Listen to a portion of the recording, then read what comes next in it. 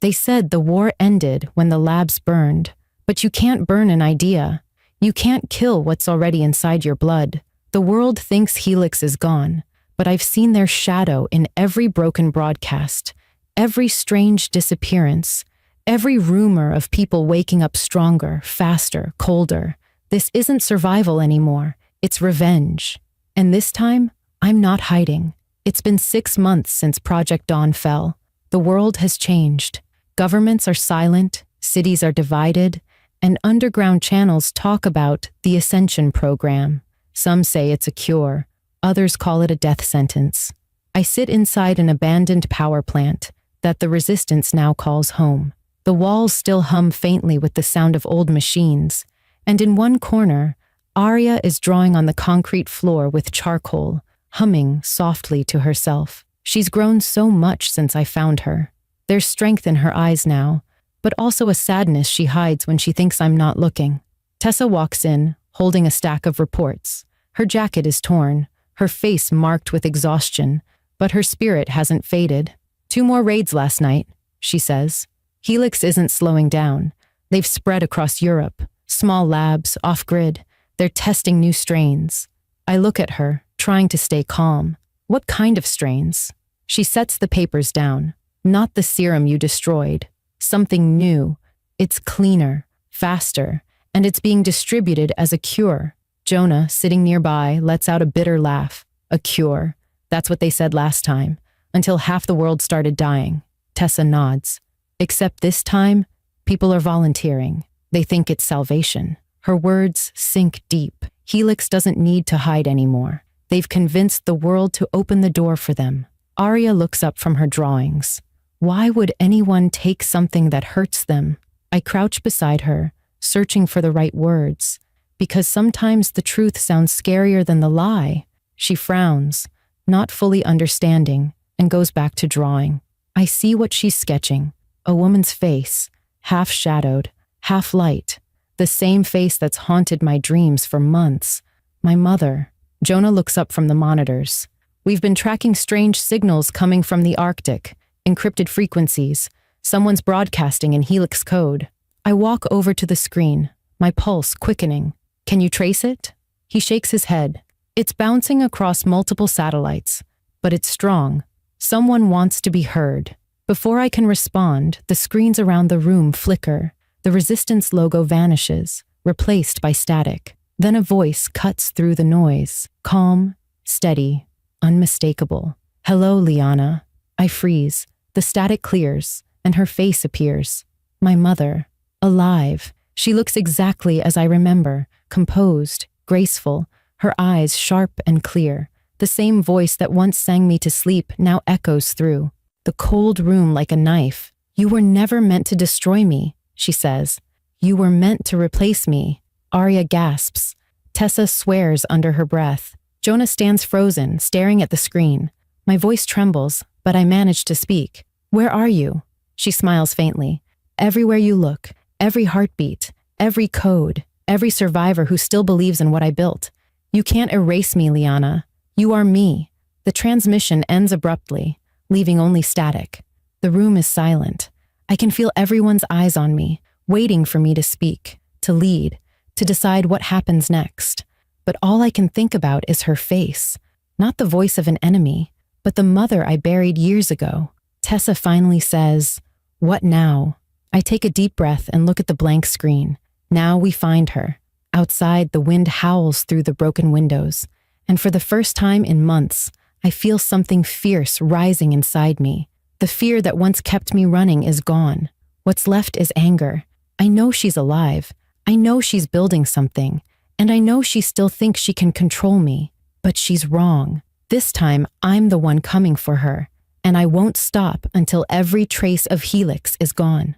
If you've been following this story, make sure to subscribe and comment where you're watching from. The next part will take you inside the heart of Helix, where blood, family, and betrayal all collide. The air inside the command room felt heavier than usual. Tessa stood near the holographic map, tracing her finger over red blinking dots that spread across the digital globe like a growing infection. "These are confirmed Helix sites," she said. We've hit 3, but every time we destroy one, 2 more appear. They're multiplying. Jonah rubbed his tired eyes. It's not just labs anymore. They're setting up recruitment centers. People are walking in by the hundreds. I stared at the data, my pulse rising. For what? What are they promising? Tessa hesitated before answering. Eternal health, immunity, no fear, no weakness. They're selling perfection. Arya stood near the doorway, clutching her drawing book against her chest. But it's not real, right? She asked softly. I looked at her. It's real enough to make people forget the truth. Jonah adjusted the signal scanner. There's something else. The transmission your mother sent. It wasn't random. We found embedded coordinates hidden in the static. Tessa brought them up on the screen. A map appeared, zooming in on a frozen city near the edge of the Arctic Circle. New Reykjavik, she said. Helix's first fully automated city. Government-backed, restricted access. No one goes in or out without clearance. I stepped closer, feeling my chest tighten. That's where she's hiding. Jonah nodded. Or that's where she's building whatever comes next. Tessa crossed her arms. You realize what you're suggesting. That city's guarded by drones, patrols, biometric scanners. It's suicide. I met her eyes. Then we'll make it quick. She glared at me, frustration breaking through her calm. Liana, this isn't just about revenge anymore. We can't keep throwing ourselves at their walls. If your mother is alive, she's 10 steps ahead. She always was. I know, I said. That's why I have to do it, because no one else can. The room went silent. Arya looked up at me, her voice trembling. You're going after her? I crouched beside her. I have to, Arya. She's the reason all of this started. If I don't stop her now, no one will. Tessa exhaled, shaking her head. Then we planned this right. No solo missions. We spent the next hours building the plan. Jonah hacked into satellite systems to trace transport routes leading in and out of New Reykjavik. Every convoy carried identical containers labeled bioregeneration units. Inside were people, volunteers from across the world. Their names were listed as participants. Their destination, the Ascension Chambers. As the data scrolled down the screen, my hands clenched into fists. They're not curing anyone. They're rewriting them. Jonah zoomed in on one convoy route. If we intercept this one, we can get inside before they even realize we're there. Tessa frowned. That's a military-grade route. Guarded. Jonah smirked. So we steal their uniforms. She shot him a look, but even she couldn't deny it was the only way. By nightfall, we were ready. The resistance base buzzed with movement. People packing supplies, loading weapons, checking signals. Arya followed me everywhere, silent but watchful. Before I left, she handed me her drawing book. In case you forget why you're fighting, she said. I smiled weakly. On the last page, she had drawn a small figure standing against a wall of smoke, light breaking behind her. She had written one word under it, hope. We left before dawn, disguised in Helix transport gear. The convoy stretched for miles through endless white snow, metal vehicles crawling across frozen land like mechanical insects. I sat in the lead truck, helmet on, fake ID chip glowing blue. My heart pounded with every checkpoint we passed. Tessa whispered through the comm, "Stay calm. They don't know who we are." But something about the silence ahead unsettled me. The road curved toward a massive glass gate, guarded by drones hovering in formation. A scanning light swept across our truck. Jonah muttered, Come on, come on." The light turned green. The gate opened. We were inside New Reykjavik. The city shimmered under the pale sun, metallic towers piercing the clouds, streets empty but perfectly clean, digital screens flashing Helix slogans. Perfection begins with you. Everywhere I looked, there were people in white uniforms walking in straight lines, eyes blank, faces calm, the same emptiness I once saw in the test subjects at Station 12. "This place feels wrong," Jonah whispered. "It's not a city," I said quietly. "It's a factory." We parked the truck near an observation tower. Tessa pulled out the scanner. "Signal's stronger here. Your mother's transmission originated from beneath the city." I glanced at the elevator built into the street. No buttons, just a retinal scanner. Then that's where we're going. Jonah smirked nervously. You sure she doesn't already know we're here? I tightened my grip on the stolen pass card.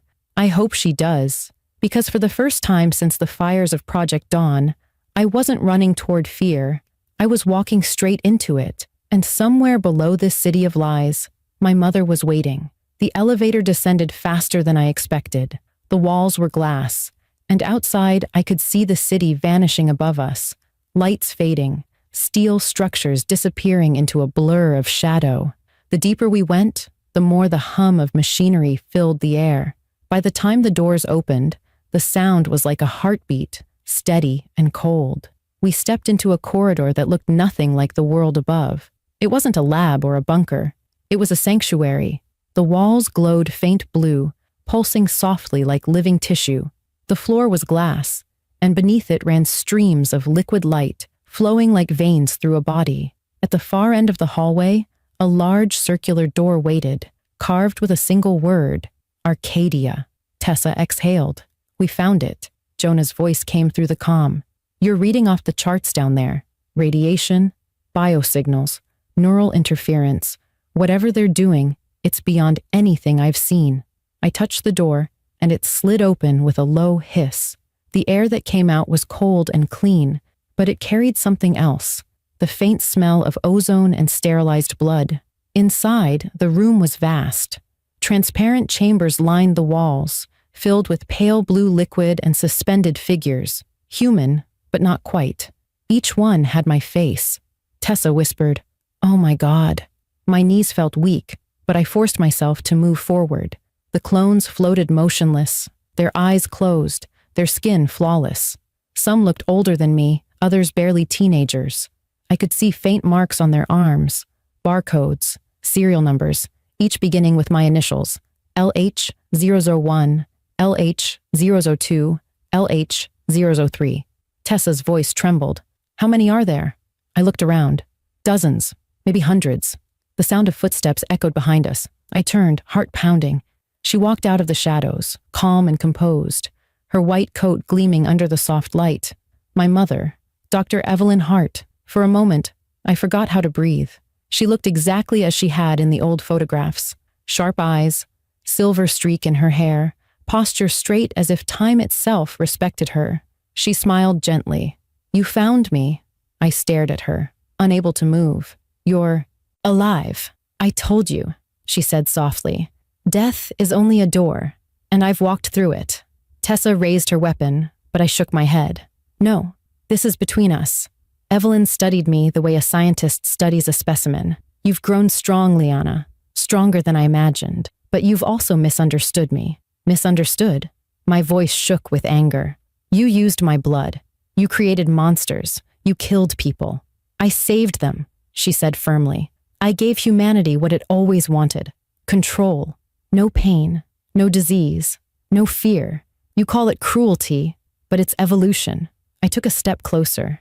You're rewriting their minds, turning people into slaves who smile while they die. That's not evolution. Her expression softened, almost like pity. You sound like your father. He couldn't see the bigger picture either. The mention of him hit like a blade. You don't get to talk about him. Evelyn sighed. He died because he resisted, because he couldn't accept what needed to be done. You're better than that, Liana. You have my strength, my precision. You were never my enemy. You were my continuation. I shook my head, my throat tightening. No, I'm your mistake. For the first time, her smile faded. You think destroying Helix will save the world? You think tearing down what I built will bring back the lives you lost? The world outside is collapsing. Governments are powerless. People are begging for someone to lead them, and I am giving them order. Tessa whispered. She's insane. Evelyn ignored her. The Ascension program is already spreading. Soon every human cell will carry perfection.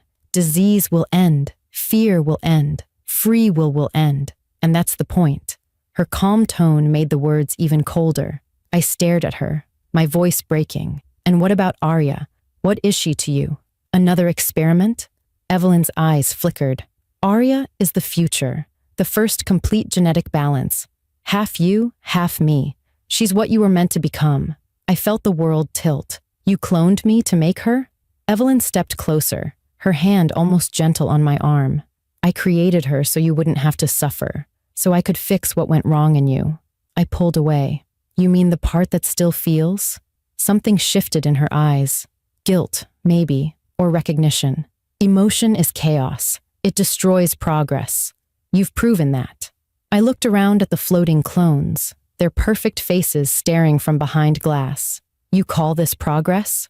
She raised her hand to a control pad, and one of the pods began to drain. The liquid receded, revealing a new figure, a clone identical to me, eyes open, breathing. This is what progress looks like, she said. Pure, obedient, eternal. The clone's eyes met mine, same color, same scar, but empty. Tessa's voice broke through the silence. We have to get out of here. I didn't move. My mother's voice echoed in my head. You were never meant to destroy me. You were meant to replace me. But as I looked at that lifeless version of myself, I knew one thing. I wasn't her creation anymore. I was her consequence. I turned back to her and said quietly, "You're wrong, Mom. I'm not here to replace you. I'm here to end you." Evelyn's calm broke for the first time. Then you've already failed. Behind her, alarms began to sound. Red lights flashed across the walls. The clones stirred, their eyes snapping open all at once. Tessa grabbed my arm. "Liana, now!" We ran for the exit as Evelyn's voice echoed through the chamber. "You can't stop what's already begun." And as the door slammed shut behind us, I knew she was right. I hadn't stopped her. Not yet. But I would. The alarm blared like a siren inside my skull. Red lights flashed across the glass corridors as the walls shook under the sound of machinery coming alive. Tessa pulled me forward, shouting over the noise. "We have to move now." Behind us, the pods began to open one by one, releasing streams of blue mist. The air filled with a sharp chemical smell. When I looked back, I saw them, rows of figures stepping out of the pods. They looked like me, but stronger, faster, their skin glowing faintly under the emergency lights. Their eyes were hollow, expressionless, moving in perfect synchronization. Tessa cursed under her breath. She built an army. I could barely process it. Every clone was a reflection of me, each one a mirror of everything I hated and feared. I had spent my whole life running from what Helix created, and now I was staring at it face to face. We sprinted down the corridor, trying to find an exit. Jonah's voice crackled through the calm, his tone panicked. "The upper level's just locked down. The whole facility is sealed. You've got maybe 10 minutes before the reactor blows." "Blows?" Tessa yelled. "You mean she's self-destructing this place?" "Not her," Jonah said. "You. That elevator you used, it triggered a failsafe. She planned for this. She knew you'd come." A cold wave of realization hit me. Evelyn hadn't just been waiting for me. She'd been counting on me. We turned a corner and nearly collided with 3 guards in Helix armor. Tessa reacted first, firing a short burst that sent them sprawling. I grabbed one of their rifles and kept running. My hands were shaking, but not from fear, from fury. We reached a central chamber where the walls curved into a massive dome. At its center stood a column of light, stretching from floor to ceiling, the reactor. And at its base stood her, Dr. Evelyn Hart. She wasn't hiding anymore. Her white coat was gone, replaced by a reinforced suit that shimmered faintly under the lights. She looked more machine than human, wires and veins of light running across her arms. I stepped forward, weapon raised. "Stop this, Mom." She turned, slowly, her expression calm despite the chaos. "Why would I stop now, when I've come so far?" Tessa aimed her gun. "We'll end this the hard way then." Evelyn smiled sadly. "You can't destroy perfection." Then she pressed a button on her wrist. The reactor pulsed brighter, and the clones surged into the room. Dozens of them, moving in silence, eyes locked on us. Tessa fired again, and the air erupted in gunfire. The clones didn't scream, didn't hesitate. They moved through the bullets like ghosts, relentless. I threw myself behind a console, firing at anything that moved. The sound was deafening. Gunfire, alarms, the hiss of gas lines rupturing, One of the clones lunged at me.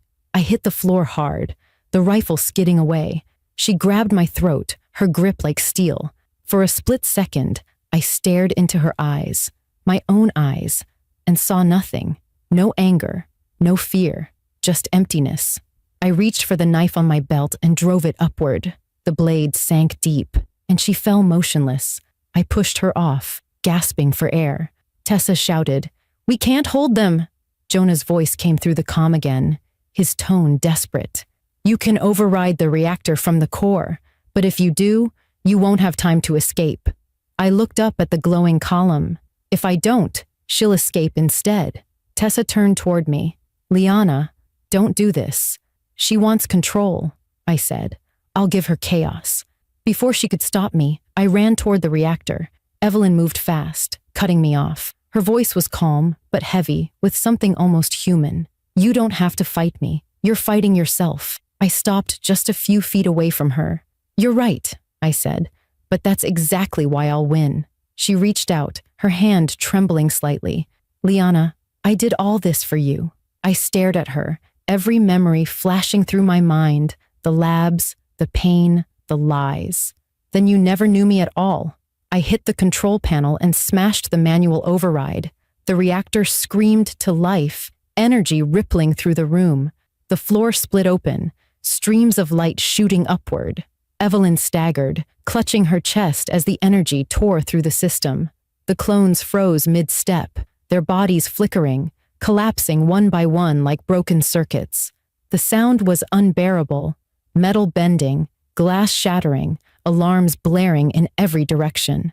Tessa grabbed my arm, pulling me toward the exit. "Come on, we have to go." I turned back once more. My mother stood by the reactor, flames reflecting in her eyes. For a moment, I thought she would let herself burn, but then she smiled, calm, defiant, and whispered something I could barely hear. "You'll see me again." Then the explosion hit. The blast threw us across the hall. The world became fire and noise. I remember Tessa dragging me through the tunnel, the heat chasing us like a living thing.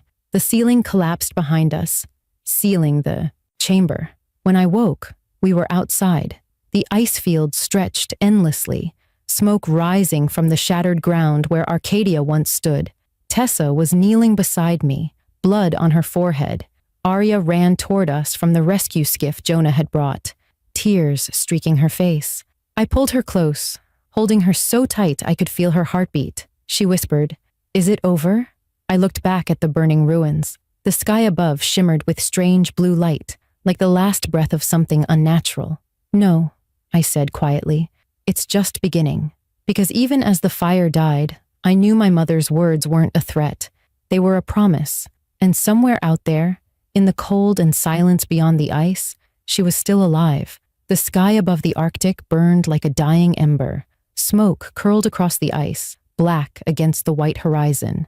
The air was thick with ash and silence, the kind of silence that follows when something terrible finally ends. I stood at the edge of the ruins, the wind cutting through my coat, staring at the crater where Arcadia used to be. There was nothing left of the facility. The snow had already begun to cover the wreckage, like the earth itself wanted to bury the past. But I knew better. You can bury a place, not what it created. Behind me, the faint sound of footsteps crunched through the ice. Tessa approached slowly, her face pale and exhausted. "Jonah's gone," she said quietly. "The blast took the whole north wing. He didn't make it." I swallowed hard, the words sinking like stones in my chest. Jonah had saved us more times than I could count. He was the reason we got out alive. And now he was another ghost in a war that never should have existed. Arya stood a few feet away, hugging herself against the cold. Her eyes were red, her face streaked with soot and tears. She had seen too much for someone her age, and yet she hadn't broken, not once.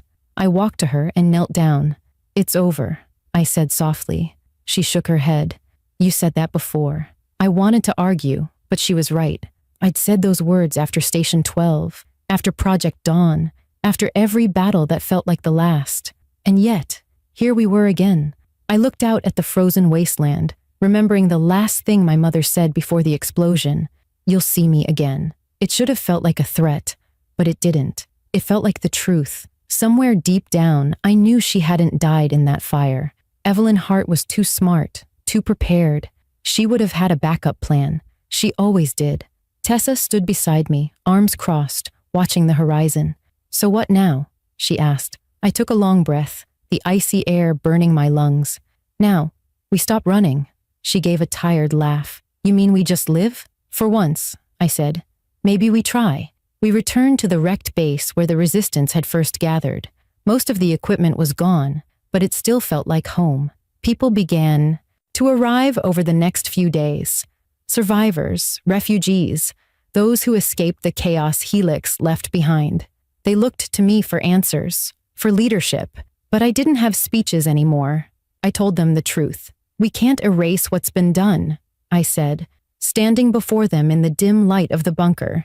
"But we can decide what happens next. Helix fell because they wanted to control life. We survive because we choose to protect it." There was no applause, no cheering, just quiet understanding. It was enough. Arya spent her days helping the others, cleaning wounds, handing out food. She laughed sometimes now, a small sound that reminded me there was still something human left in this world. Every night before sleeping, she'd ask about my mother. "Do you think she really wanted to save people?" she asked one night, her voice small in the dark. I stared at the flickering fire. "I think she wanted to save the world. She just forgot that people are what make it worth saving." Arya nodded slowly, then whispered, "Then we won't forget." And in that moment, I realized what my mother never understood. You can rebuild the world with science, but it takes love to make it live. Weeks passed, and the snow finally began to melt. The sun stayed longer each day, casting light over the broken land. The world was quiet but alive again. We started rebuilding, not the old world, not the cities or the labs, but something smaller, something real, communities, families, hope. Tessa decided to lead the rebuilding efforts in Europe. I stayed behind with Arya, turning the resistance base into a sanctuary for anyone who still carried Helix's scars. People came from everywhere, not soldiers, not heroes, just survivors looking for peace.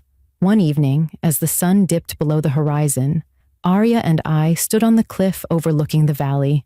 The wind was warm for once. She held my hand and said, "Do you think they'll come back?" I looked at her, then at the distant sky where faint northern lights shimmered. "Maybe, but this time we'll be ready." She smiled, small but certain. "You sound like her." I looked at her and said, "No, Arya, I sound like me." For the first time in years, I believed it. We watched the lights dance across the sky, colors twisting and fading, as if the world itself was healing. Somewhere out there, I knew Evelyn Hart was still alive, but she no longer haunted me. The cycle had ended. The creation had surpassed its creator.